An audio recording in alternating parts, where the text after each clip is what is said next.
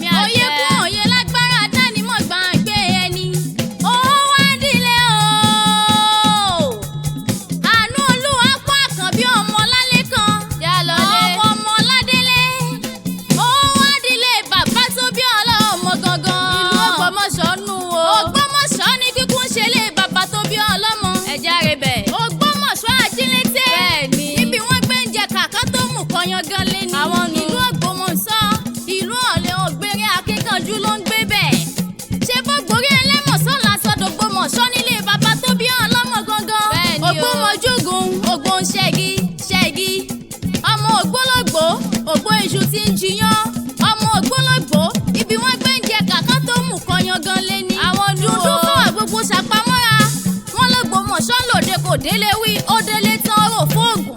Òògùn ló lọ́jọ́ kan ìpọ́njú, orí ẹni ló lọ́jọ́ gbogbo nílé bàbá tó bí ọlọ́mọ. Ọmọ apẹ̀bí mọ́nú, Ajílété ń ṣe bí ayọ̀, Ògbómọ̀ṣẹ́ kò lè, ó kànlẹ̀, ó kàn mẹ́lẹ́, ó kàn agbéraga. Ògbómọ̀ṣọ́ Ajílété, ìlú tá